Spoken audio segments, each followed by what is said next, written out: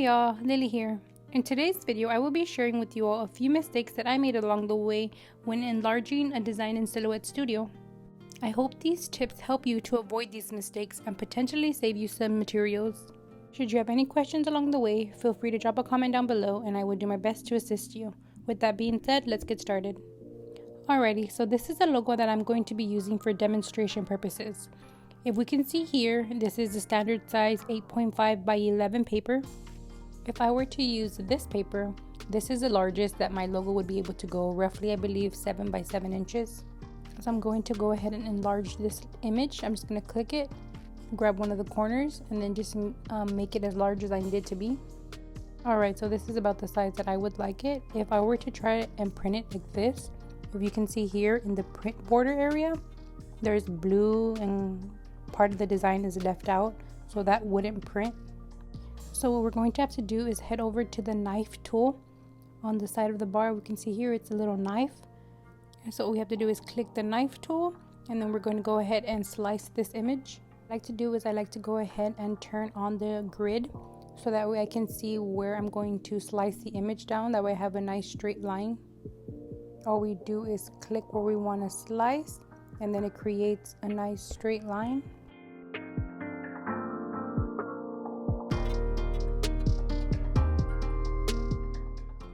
Once the design is sliced, if we click on the design, it's in different portions now.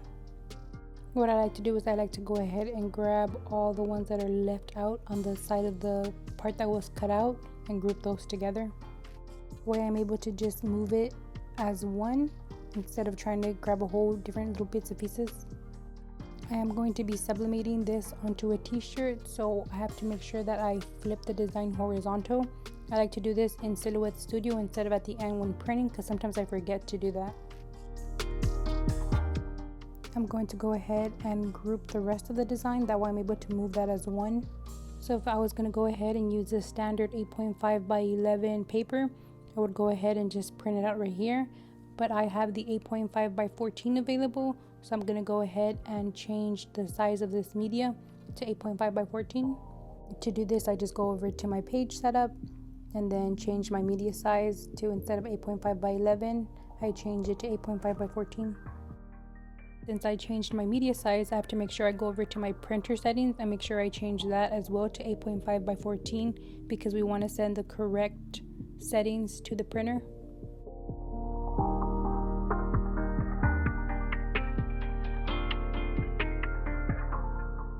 And then if we take a look at the print border, it's going to change and it's going to be longer, giving me more space to work with when I'm printing my design. So I'm just going to go ahead and grab the other part of the design, flip it so that way it fits underneath the part of the top design.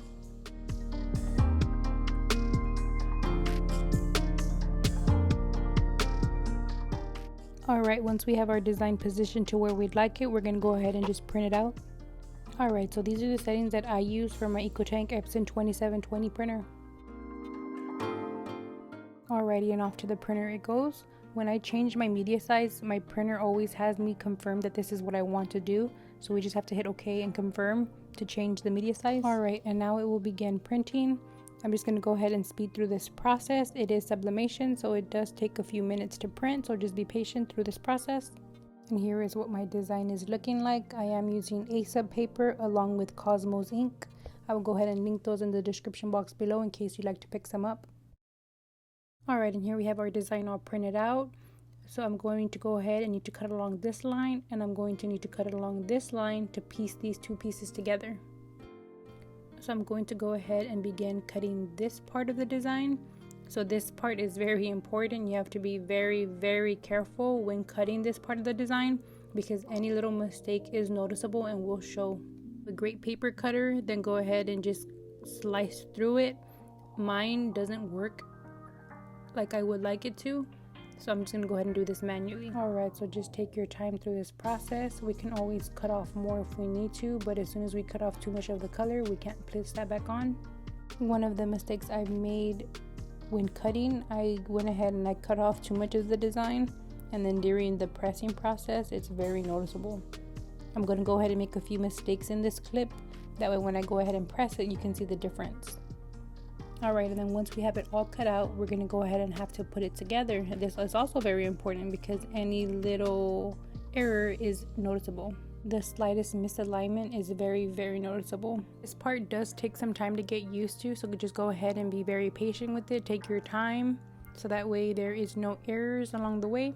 I like to go ahead and place heat transfer tape in the front part of the design. Wherever there is a white space, I just place a little piece of heat transfer tape there, because heat transfer does protect from heat. So if that is placed on top of the design, it doesn't give it such an equal pressure of heat on there.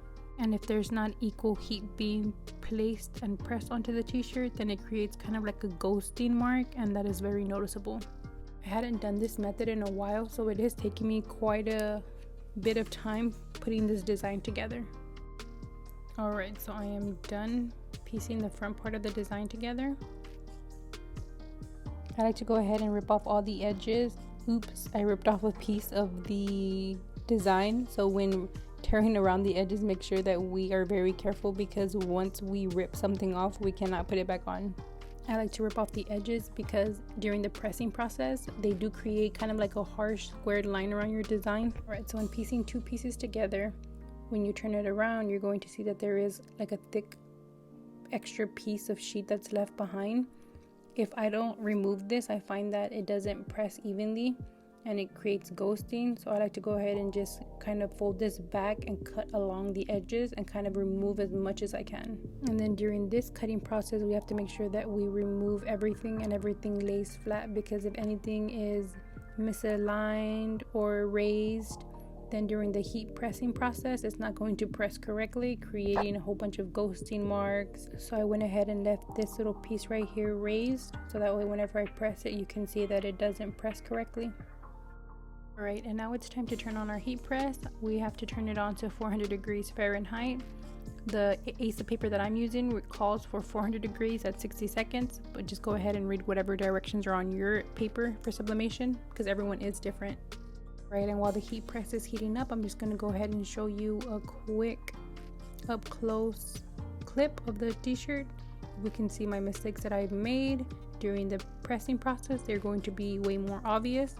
And then between the sizes, the one on the left is where I piece the two together, and then the one on the right is the regular 8.5 by 11. So you can notice quite a difference. I'm using my hand as size reference, and we can see that there is quite a difference in sizing. In this next clip, I'm just going to go ahead and speed through the process of how I sublimate a shirt. I will leave links in the description box below with the video that I made going in depth on how I go about sublimating my t-shirts.